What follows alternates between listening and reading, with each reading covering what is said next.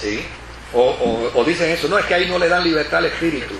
Oye, pero es que el espíritu de los profetas se sujeta aquí al profeta.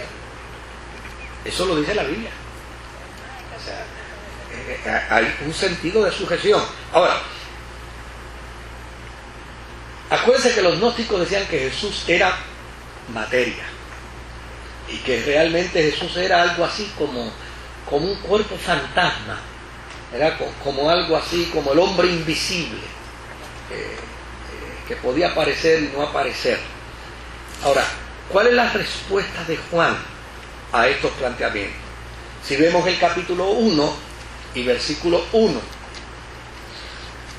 capítulo 1 y versículo 1, dice: lo que era desde el principio, lo que hemos oído, lo que hemos visto con nuestros ojos, lo que hemos contemplado y palparon nuestras manos tocante ¿a quién? Tocante al verbo de vida. Es decir, el que escribe dice: mira, ese cuento que están haciendo los gnósticos no es verdad, porque yo fui partícipe ¿de qué? De escuchar, de testificar, de estar en, bueno, llévame al 1 de nuevo, de estar en el proceso de verlo con mis propios ojos, de contemplarlo y de tocarlo. Yo puedo decir que su cuerpo no era fantasmal, porque cuando me recostaba de su pecho, yo sabía que era cuerpo. En el capítulo 2 y en el verso 14, mira cómo responde Juan. Entonces dice: os he escrito a vosotros padres, porque habéis conocido al que es desde el principio. Y os he escrito a vosotros hijos jóvenes, porque fuisteis fuertes y la palabra de Dios permanece en vosotros y habéis vencido al maligno. Es decir, yo estoy escribiéndole a ustedes, los de la segunda generación y los de la tercera generación, porque ustedes han permanecido firmes ¿en qué? Firmes en la fe. Ahora no permitan que esta corriente gnóstica venga a distorsionar lo que ustedes recibieron. En el capítulo 4 y en el versículo 15, mira cómo dice: todo aquel que confiesa que Jesús es el Hijo de Dios, Dios permanece en él y él en Dios. Todo aquel que confiesa que Jesús es el Hijo de Dios, Dios permanece en él y él en Dios. Y en el capítulo 5 y en el versículo 5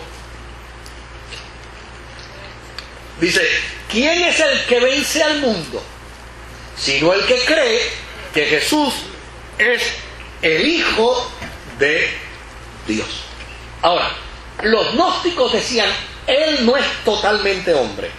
Pues vamos a ver lo que le dice Juan a ellos. Capítulo 4 y en el versículo 2.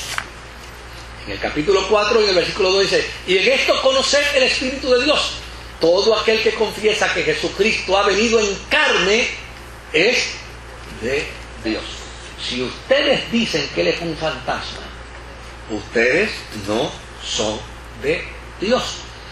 Y volvemos de nuevo al capítulo 1, versículo 1 hasta el 3.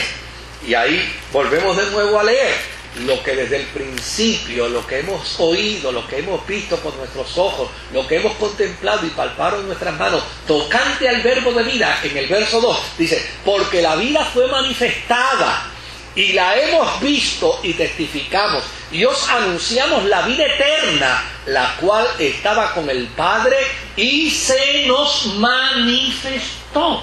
Y en el verso 3, mira cómo dice: lo que hemos visto y oído, eso os anunciamos, para que también vosotros tengáis comunión con nosotros. Y nuestra comunión verdaderamente es con el Padre y con su Hijo Jesucristo. En el capítulo 5 y en el versículo 6 dice Juan a los gnósticos, dice: este es Jesucristo, que vino mediante agua y sangre, no mediante agua solamente, sino mediante agua y sangre. Y el Espíritu es el que da testimonio, porque el Espíritu es la verdad. Mire qué dato interesante. Vino mediante agua. ¿Qué es lo que está retrotrayendo Juan aquí? El bautismo de Jesús. ¿Qué sucedió en el bautismo de Jesús? ¿Ah? Se escuchó una voz desde el cielo. Y esta no es una invención de los cristianos del segundo siglo. Este es el testimonio de la iglesia en el año 55. Donde dice que cuando él bajó a las aguas bautismales, bueno, el testimonio está escrito en el 55, pero la experiencia sucedió en el año 30. Se escuchó una voz desde el cielo que decía: este es mi Hijo amado, en el cual tengo que complacencia, a él oí. Es decir, este es Jesucristo que vino mediante ¿qué? Mediante agua. ¿Por qué? Porque en el bautismo hubo esa confirmación. Y vino mediante sangre, conforme al rito ¿qué? Conforme al rito judío. Porque en el rito judío la experiencia del Cordero Pascual era ¿qué cosa? Era el derramamiento de sangre, porque sin derramamiento de sangre no podía haber remisión de pecados. Por lo tanto, cuando Cristo está en la cruz, el derramamiento de su sangre es la anunciación de ¿qué? De la redención humana. Y esto no es un invento del segundo siglo. Por eso cuando alguna gente me dice, bueno, hay algunos pasajes, ¿verdad?, espurios, que es la palabra que se puede usar técnicamente en el mundo teológico. Es que en Juan hay algunos pasajes espurios, como que están un poco oscuros. Fantástico. Yo no necesito los pasajes espurios para sostener el concepto de la deidad de Cristo. Porque el concepto de la deidad de Cristo no viene de Juan. Se remonta desde el Génesis.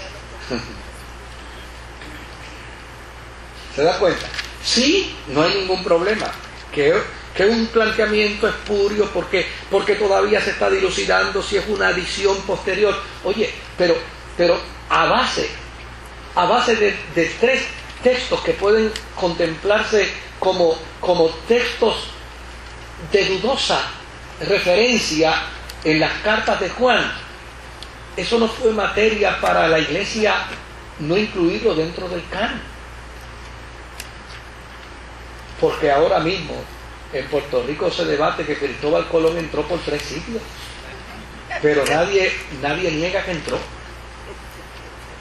Nadie niega que entró. O sea, usted se imagina a los historiadores ahora diciendo, bueno, como se dice que entró por 3 sitios, lo mejor es decir que no entró. Nos quedamos sin patrimonio histórico. ¿Verdad? ¿Verdad? O sea, el hecho de que usted mire allá a la avenida y vea un accidente y haya uno que diga que el culpable fue el del carro rojo y otro diga que el culpable fue el del carro azul, y venga uno y diga que había un herido y otro diga que había un muerto, eso no niega la realidad del accidente. Hubo el accidente. Porque haya información distorsionada.